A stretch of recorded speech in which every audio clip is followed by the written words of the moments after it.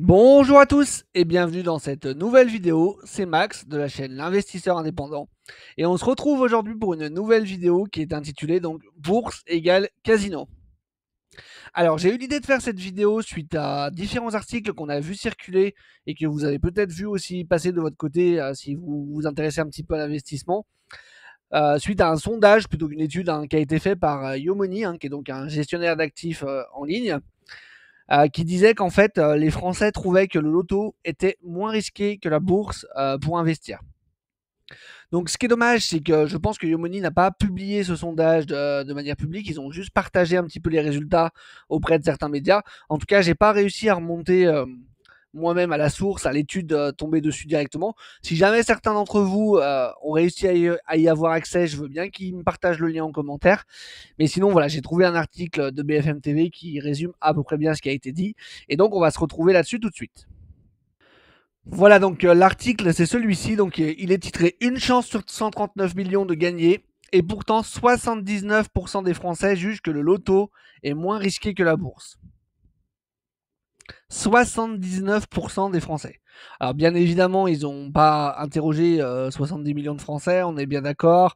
Ils ont pris un panel représentatif. Tout dépend ce qu'on entend par panel représentatif. Mais quand même, en tout cas, sur les personnes interrogées, 79% des interrogés jugent le loto moins risqué que la bourse. Ça fait flipper quand même, franchement. Donc on va lire un petit peu ce qui est dit quand même dans cet article. Vous allez voir, il est quand même relativement court, il n'y a pas grand-chose à en dire. Mais alors que les chances de gagner au jeu sont minimes, une très nette majorité des Français préfèrent le loto au placement en bourse selon une étude de Yomoni. L'attrait du gros lot séduit davantage que l'investissement patient. 79% des Français pensent que le loto est moins risqué que la bourse. Selon une enquête menée par Yomoni sur un échantillon représentatif, seulement 5% des jugent que la loterie est plus risquée. C'est dramatique, franchement. Cela peut sembler très étonnant. En effet, un joueur n'a qu'une chance sur 139 millions de gagner à l'euro-million, alors que les actions en France ont eu un rendement moyen annuel de 6,9% sur les 50 dernières années. Voilà, voilà. Sur le long terme, les actions sont d'ailleurs la classe d'actifs la plus rentable devant les obligations souveraines, selon une étude de la Deutsche Bank publiée l'an passé. Pour s'enrichir, un calcul froid devrait donc davantage inciter à boursicoter qu'à gratter des tickets de loterie. Sans déconner. L'investissement reste trop opaque. En effet, 71% des non-investisseurs expliquent mal comprendre le fonctionnement des placements, selon le sondage de Yomoni. Au contraire, le loto a l'avantage de la simplicité et procure en outre un frisson très attractif. Bon alors, je suis de ceux qui pensent que tant qu'il y a une barrière à l'entrée, c'est qu'il y a des opportunités, puisque tout le monde ne peut pas y aller. Aujourd'hui, quand même, la bourse, ça reste quand même vraiment facilement accessible. Il n'y a pas besoin de passer non plus 40 ans à se former pour comprendre ce qu'on fait. Donc l'excuse de je comprends pas tout, c'est surtout qu'en fait on n'a pas envie de s'y intéresser plus qu'on ne comprend pas, parce que aujourd'hui investir sur des ETF ou des choses comme ça, même si c'est risqué, faut pas dire que la bourse ça ne présente aucun risque, parce que c'est faux. Ça aussi, un jour je vous ferai peut-être une vidéo là-dessus. On voit aussi trop de gens, souvent en plus des néo-investisseurs qui investissent depuis quelques mois voire quelques années, qui disent oh, la bourse c'est pas risqué, ça monte tout le temps. Si, la bourse c'est risqué quand même, faut pas déconner. De là à dire que c'est compliqué, c'est quand même autre chose. Cette fièvre procurée par le jeu explique sans doute qu'une majorité des sondés préfèrent n'avoir qu'une chance sur 1 million de gagner 1 million d'euros au jeu, plutôt qu'une chance sur deux de doubler leur capital en 10 ans via des placements. Franchement, c'est quand même. Je sais pas, vraiment, j'ai du mal à comprendre. Franchement, cet article me rend fou. Vraiment, vraiment. Cela révèle un rapport émotionnel très fort à l'argent. Le rêve, l'instantanéité, la transformation soudaine de vie priment sur la stratégie et le long terme, en déduit Yomoni. Ainsi, quand 49% des Français déclarent jouer régulièrement ou occasionnellement à des jeux d'argent, 65% n'ont jamais investi et ne comptent pas le faire. Eh ben écoutez, continuez comme ça, messieurs, dames, que voulez-vous que je vous dise? Le manque d'épargne. De manière plus terre à terre, 61% des non-investisseurs interrogés par Yomoni estiment ne pas avoir les moyens d'investir en bourse. Encore une fois, croyance limitante, puisqu'aujourd'hui, on peut investir sur un simple MSCI World, même dans un PEA, pour 5 euros par mois. Donc, quelqu'un qui n'a pas 5 euros par mois épargnés, je ne suis pas sûr qu'il y en ait quand même tant que ça. La moitié des Français mettent moins de 200 euros de côté par mois, largement suffisant pour investir en bourse, pardon, mais voilà. selon le dernier baromètre de l'AMF. Ces derniers sont logiquement plus enclins à se tourner vers des placements sans risque de perte de capital, comme les livrets d'épargne, et à jouer une pièce sur l'auto de manière occasionnelle en espérant changer de vie. Alors, bien évidemment, avoir de l'épargne sur ces livrets, c'est important, c'est même primordial, hein, c'est l'épargne de sécurité. On ne fait pas autre chose tant qu'on n'a pas son épargne de sécurité qui est fixée, qui est définie, qui est placée. On ne va pas en crypto, on ne va pas en bourse. La base de la base, c'est le matelas de sécurité. Ça, il n'y a pas de discussion là-dessus. Par contre, aujourd'hui, garder des 30, 40, 50, 100, 200, 300 000 euros sur des livrets, parce que surtout, faut pas prendre de risques. Vous savez ce que j'en pense, hein. C'est pas la première fois qu'on en parle dans nos vidéos. Voilà, vous allez vous faire démonter par l'inflation. Effectivement, vos euros, vous ne risquez pas de les perdre, hein. Le chiffre qui est marqué sur votre compte, lui, il va pas bouger, donc vous êtes rassurés, vous pouvez bien dormir la nuit, messieurs, dames. Par contre, en termes de pouvoir d'achat, dans 10 ans, vous pourrez acheter moitié moins que ce que vous pouvez acheter aujourd'hui avec le même argent, parce que vous aurez laissé votre argent dormir sur des comptes qui vont vous rapporter que dalle. Mais vous n'aurez pas pris de risque, c'est sûr. Voilà. Vous prenez pas de risque, et comme ça, au moins, vous avez 100% de chance de perdre. C'est magique. Ma foi, donc maintenant qu'on a vu ça, on va quand même aller voir un petit peu différents articles et différentes sources qui parlent en fait des différents rendements qu'on peut avoir en bourse et sur quelle durée il faudrait investir en bourse pour ne pas prendre trop de risques et pour être quasiment sûr ou certain de gagner, et à partir de quel moment la volatilité se lisse réellement et à partir de quel moment le risque diminue réellement. Donc je vais vous présenter plusieurs articles dans cette vidéo. Comme d'habitude, vous aurez toutes les sources en description, hein, je pense que vous avez l'habitude.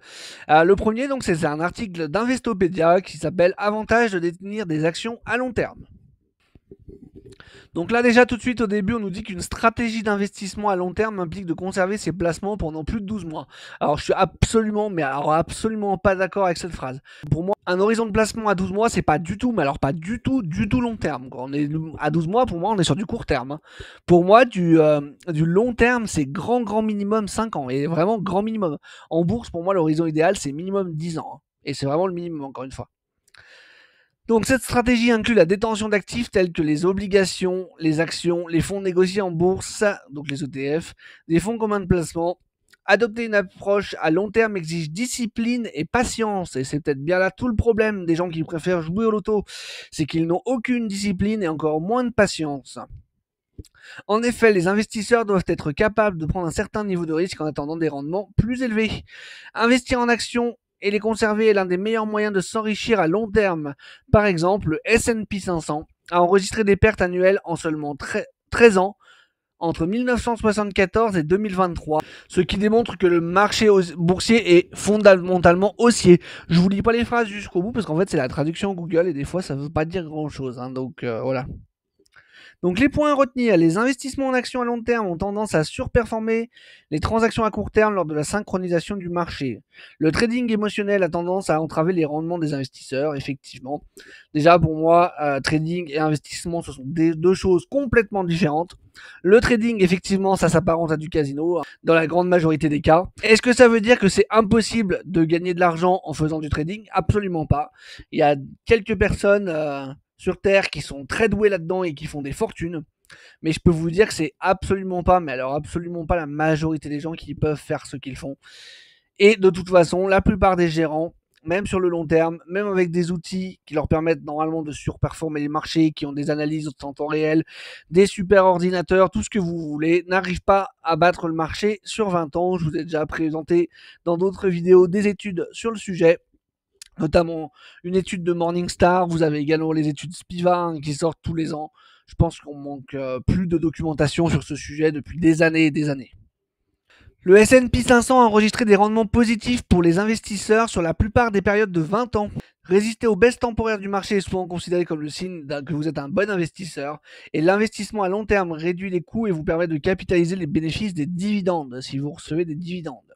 Si l'on examine les rendements des classes d'actifs sur plusieurs décennies, on constate que les actions ont généralement surperformé la quasi-totalité des autres classes d'actifs. Le S&P 500 a enregistré une moyenne géométrique de 9,80% par an entre 1928 et 2023, quasiment 100 ans. Ce chiffre se compare avantageusement au rendement de 3,30 des bons du Trésor à 3 mois. de 4,86 des bons du trésor à 10 ans et de 6,55 de l'or, pour n'en citer que quelques-uns. Les actions sont considérées comme des investissements à long terme. Cela s'explique notamment par le fait qu'il n'est pas rare que leur valeur chute de 10 à 20%, voire plus sur une courte période. Les investisseurs ont la possibilité de surmonter ces hauts et ces bas sur plusieurs années, voire plusieurs décennies, afin de générer un meilleur rendement à long terme. Voilà. En regardant les rendements du marché boursier depuis les années 20, les particuliers ont rarement perdu de l'argent en investissant dans le S&P 500 sur une période de 20 ans. Même en tenant compte des revers tels que la Grande Dépression, le lundi noir, la bulle technologique et la crise financière, les investisseurs auraient réalisé des gains s'ils avaient investi dans le S&P 500 et l'avaient conservé sans interruption pendant 20 ans. Donc bien que les résultats passés ne garantissent pas les rendements futurs, il suggère que l'investissement à long terme dans les actions produit généralement des résultats positifs si on lui donne suffisamment de temps. Effectivement, investir demande du temps. Voilà, donc c'est tout pour cet article. On va en passer au suivant qui va nous donner un petit peu des données un peu plus chiffrées. Donc là, on se retrouve sur un article de l'Institut de l'épargne immobilière et foncière où on voit un tableau du taux de rendement interne sur 40 ans. Donc entre 1983 et 2023, et pas 2083 et 2023, hein. On y voit le futur, ce serait cool, mais bon. On voit que les actions ont un taux de rendement interne de 12,4%. Derrière, vous avez les logements à Paris, les foncières, les OPCI, les SCPI, l'assurance vie, les obligations, le livret A à 3,5, l'or à 3,2 et l'inflation à 2%. Je suis assez surpris de voir que l'inflation est qu'à 2% sur une période de 40 ans, mais bon. Dans tous les cas, on voit que, vous voyez, sur 40 ans, vous pouvez espérer, enfin, sur les 40 années passées, en tout cas, si vous aviez investi en 1983 sur des actions, vous auriez fait un rendement annualisé de 12,4% en moyenne. Ce qui est quand même loin d'être dégueulasse. Alors bien évidemment, c'est peut-être pas le rendement que vous auriez eu vous, parce que vous auriez peut-être vendu à un moment donné, vous auriez peut-être racheté à d'autres, vous auriez sûrement fait des opérations sur 40 ans, hein, forcément, au bout d'un moment. Il y a des périodes dans la vie où on a besoin d'argent, on va s'acheter notre résidence principale, on va changer de voiture, etc. N'empêche que, voilà, si on prend l'exemple fictif de quelqu'un qui aurait investi en 1983, qui n'aurait jamais retiré son argent, il aurait pu faire du 12,4% annualisé de performance sur les 40 dernières années. Ce qui aurait fait un sacré résultat au final, croyez-moi. Donc je vous retrouve sur un nouvel article du site Apprendre à investir qui nous parle des performances du CAC 40 depuis sa création. Donc la période couverte va de décembre 1987 jusqu'à aujourd'hui, avril 2019. Donc, il date quand même d'il y a quelques années, hein. Mais il nous dit que voilà, sur le nombre de périodes d'horizon d'investissement de 6 mois qu'il y a eu depuis, si vous aviez investi pendant 6 mois sur le CAC 40, vous aviez 69,3% de chance d'être en gain à la fin de la période et donc 30,7% de chance d'être en perte à l'issue de cette même période. Sur un an, vous passez à 69,3% de période de gain et 30,7% de perte. On est équivalent entre 6 mois et un an. Sur un horizon de 2 ans, vous seriez à 75,1% de chance d'avoir gagné de l'argent et 24,9% d'en avoir perdu. Sur 3 ans, vous passez à 78% de gains et 22% de pertes. Sur 5 ans, vous passez à 77,9% contre 22,1% de chance de perdre. Sur 10 ans, vous passez à 90,7% de chance de gain contre 9,3% de perte. Et à 14 ans, vous passez à 100% historiquement de chance de gain. Encore une fois, bien évidemment, les performances passées ne préjugent pas des performances futures, mais historiquement, si vous aviez investi sur le CAC 40, et là on parle juste du CAC 40, hein, on parle pas du MSCI World, on parle du CAC 40. Historiquement, sur le CAC 40, si vous aviez investi pendant au moins 14 ans d'affilée, vous aviez 100% de chance de gagner de l'argent. Et les gens vous comparent ça au casino. Parce que, en fait, quand vous allez au casino, si le casino devrait vous expliquer les règles, la règle au casino, c'est pile je gagne, face tu perds. Hein. On est d'accord. Hein. Et les gens, là, on leur montre factuellement que si vous avez investi pendant 14 ans, il y avait 100% de chances qu'ils gagnent de l'argent. Et ils vont vous dire non, non, la bourse, c'est un casino. Bah écoutez, que voulez-vous, hein. Je vous retrouve sur un autre article qui a fait à peu près les mêmes calculs, mais cette fois sur le S&P 500, sur les 40 dernières années. Donc là, on nous dit qu'en rendement mensuel, 63% des périodes d'un mois ont enregistré des rendements positifs, tandis que 10% des mois ont connu des baisses d'au moins 5%. Donc même sur un mois, vous aviez 63% de chance de gagner de l'argent. Sur 12 mois, 78% des périodes de 12 mois ont enregistré des rendements positifs, tandis que 12% de ces périodes ont subi des baisses d'au moins 10%. Sur 36 mois, 84% des périodes de 36 mois ont enregistré des rendements positifs, tandis que 12% des périodes ont perdu 10% ou plus. Sur 5 ans, 80% des périodes de 60 mois ont eu des rendements positifs, tandis que 11% des périodes ont eu des rendements négatifs d'au moins 10%. Sur 10 ans, on passe à 92% des périodes de 10 ans qui ont enregistré des rendements positifs et 7% des périodes ont subi des baisses de plus de 10%. Et sur 240 mois, donc sur 20 ans, 100% des périodes de 20 ans ont enregistré des rendements positifs, le rendement moyen étant de 8,3% annualisé sur la période. Donc sur les 40 dernières années, 100% des périodes de 20 ans ont enregistré des rendements positifs. Mais encore une fois, nous, les Français qui savons tout mieux que tout le monde, on compare ça au casino. Donc je vous retrouve encore sur un autre article qui me présente la performance des marchés américains entre juillet 1926 et septembre 2023. Les rendements totaux sur cette période, si vous aviez investi sur toutes les périodes possibles de 1, 10 ans, 15 ans et 20 ans. Et ils ont ensuite calculé le pourcentage de ces périodes présentant des rendements totaux négatifs afin de comprendre la probabilité de perte. Donc, si vous aviez investi pendant une période de 1 an, vous aviez 25,2% de chance de perdre de l'argent. 1 sur 4. C'est déjà mieux que le casino, hein, 100 fois mieux même. Hein. Sur 2 ans, vous tombiez à 16,5. À 3 ans, ça bouge très peu, on passe à 15,9. Sur 4 ans, c'est 13,5. Sur 5 ans, 11,7. Je ne veux pas tous vous les faire. À 10 ans, on tombe à 4,9. À 15 ans, on tombe à 0,3% de chance de perdre de l'argent. Et à 20 ans, 0%. Alors encore une fois, j'aime pas trop vous dire 0% parce que ça reviendrait à dire que la bourse c'est sûr à 100% et ça n'est absolument pas le cas. C'est ultra risqué. Et de toute façon, ce qui va faire que vous allez perdre ou gagner de l'argent, c'est pas tant les marchés, même si effectivement ça a quand même un rôle. Ce sera plutôt vos émotions, votre psychologie et le temps que vous aurez passé à vous former, à apprendre à vous connaître et à contrôler les biais que vous avez. Si vous avez beau avoir les marchés les plus haussiers qu'il y ait jamais eu de toute l'histoire de l'humanité, si à chaque fois que ça baisse de 10%, vous paniquez, vous vendez tout, vous attendez que ça remonte de 20% pour racheter, etc., ça va être compliqué que vous gagnez de l'argent. Hein. Donc voilà. Il n'y a jamais rien de sûr en bourse de toute façon. Et même sur des périodes de 20 ans, il y a des marchés qui sont restés dans le trou, et on parle notamment du marché japonais hein, qui est resté dans le trou pendant presque 30 ans, hein, je crois, qui a retrouvé ses précédents plus hauts là que très récemment. Je sais même pas s'ils les ont vraiment dépassés ou pas. Donc c'est possible d'être dans le trou sur de très longues périodes, sur certains marchés spécifiques, quand même. Mais historiquement, sur les marchés larges, sur les marchés américains, si vous étiez en plus à pas faire de stock picking et à aller vraiment investir via des ETF, par exemple, qui répliquent la performance du marché, normalement, sur 20 ans, vous devriez normalement être en gain sans trop de difficultés, quoi. Allez, je vous présente encore 2 derniers articles qui redisent à peu près la même chose. Donc là, on est sur le site Acropolis Investment Management. Donc, on nous présente les performances du S&P 500 depuis janvier 2026 jusqu'à mars 2015.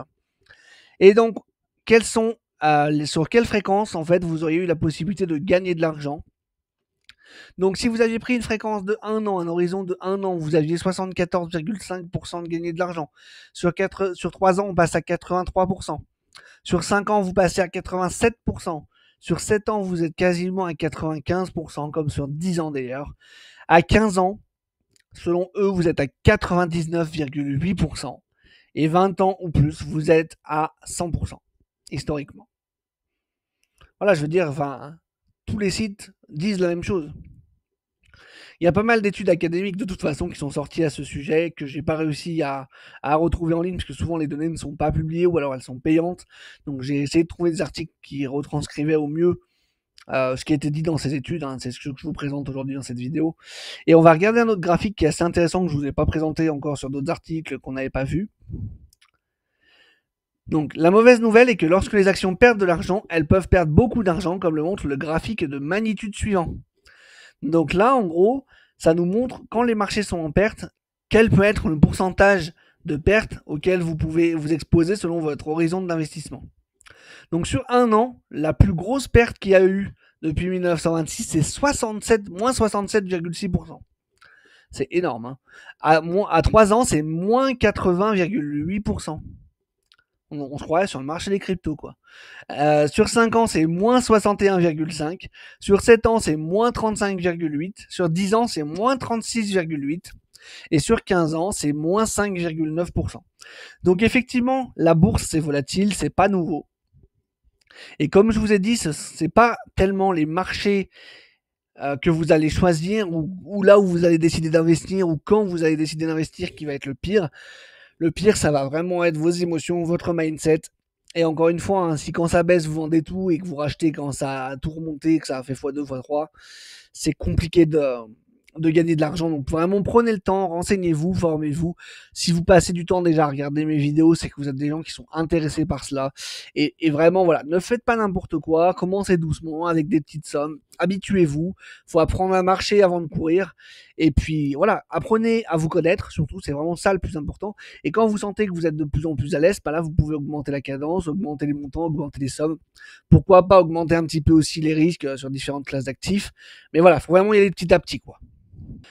Et donc, dernière chose que je voulais vous montrer, qui est donc du site Morningstar. Donc là, sur une période de détention des rendements d'actions entre 1926 et 1997, sur un an, le meilleur rendement qu'il y a eu historiquement, c'est plus 54% quasiment. La pire année, c'est moins 43,3%.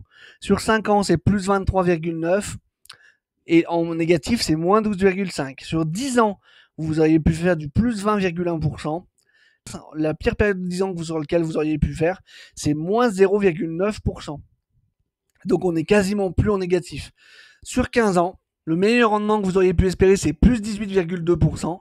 Et le pire retour, c'est plus 0,06%. Donc vous voyez, sur une période de 15 ans, en nominal, vous auriez toujours été en positif. Alors bien évidemment, à plus 0,6% sur une période de 15 ans, vous vous faites défoncer par l'inflation, on est bien d'accord. Hein.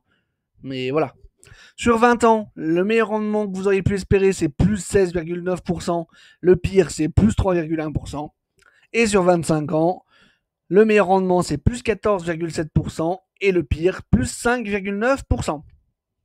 Donc ce qu'on voit également, c'est que plus la période de détention s'allonge, plus la volatilité diminue et plus les rendements à la hausse diminuent également. On passe de plus 54 quasiment sur un an à plus 14 sur 25 ans. Mais voilà, n'empêche que 14% par an sur 25 ans, je peux vous dire qu'à la fin, même si vous aviez mis 1000 balles, vous seriez quand même content. Et donc voilà, donc non, le marché boursier n'est pas un casino. Alors après, attention, ça ne veut pas dire qu'il faut faire n'importe quoi en bourse. Ça ne veut pas dire que voilà, vous devez tout de suite aller allumer votre ordi, ouvrir un compte chez le premier broker que vous voyez, ouvrir un support, n'importe lequel, compte titre PEA Assurance Vie et acheter les premières actions que vous voyez. Absolument pas. Encore une fois, il faut prendre le temps de vous former, commencez doucement, faites les choses correctement, quitte à prendre même des formations payantes de youtubeurs ou quoi pour être accompagné. Bien évidemment, ne faites pas confiance à n'importe qui, d'ailleurs même ne faites confiance à personne. Croisez les sources d'informations. Quand un youtubeur ou n'importe qui vous dit quelque chose, allez vérifier à plusieurs endroits si les mêmes informations remontent et si ça vous paraît quand même cohérent. Et vous allez voir que petit à petit, vous allez vraiment devenir de plus en plus compétent. Ça pourra peut-être même vous plaire. Et vous allez peut-être même devenir passionné comme je le suis. Et vous allez comprendre qu'il faut investir sur le long terme, que pour moi, le DCA, c'est quand même une des meilleures stratégies à avoir, c'est-à-dire investir la même somme tous les mois sur une catégorie d'actifs qu'on a définie. Ça vous permet de lisser le risque, de lisser votre prix d'entrée. Et vraiment, sur le long terme, vous serez normalement largement gagnant. Mais voilà. En tout cas, voilà, cette vidéo, c'est vraiment pas un conseil d'investissement et c'est vraiment pas non plus quelque chose qui devrait vous inciter à faire n'importe quoi et à vous dire, oh bah voilà, je peux aller investir en bourse n'importe comment sans faire attention à quoi que ce soit. De toute façon, ça monte et sur 20 ans, je suis sûr de gagner de l'argent. Non. C'était pas l'objectif de la vidéo. L'objectif, c'était quand même de montrer que la bourse, ça n'a rien à voir, encore une fois, avec le casino ou la loterie. Vous avez 0% de chance de gagner de l'argent, en fait, hein, sur la loterie et le casino, quasiment. Tandis qu'en bourse, si vous faites les choses correctement, vous avez, allez, quasiment 95% de chance de gagner de l'argent si vous avez une période d'investissement qui est suffisamment longue devant vous. Voilà, donc on est arrivé à la fin de cette vidéo, j'espère qu'elle vous aura plu. En tout cas, si c'est le cas, n'hésitez pas à liker, commenter, partager. Comme je vous le dis à chaque fois, ça m'aide grandement pour le référencement YouTube. On est encore une petite chaîne. Vous créer tout ce contenu me prend quand même pas mal de temps, donc si vous aimez mon travail, n'hésitez pas à un like, un abonnement, un commentaire. Ça vous coûte pas grand-chose et ça me soutient énormément. Si vous vous abonnez, pensez bien également à activer la petite cloche pour être informé de la sortie des prochaines vidéos. Et moi, j'espère justement vous retrouver sur une prochaine vidéo pour vous aider à vous aussi devenir un investisseur indépendant. Et je vous dis allez, ciao, à la prochaine!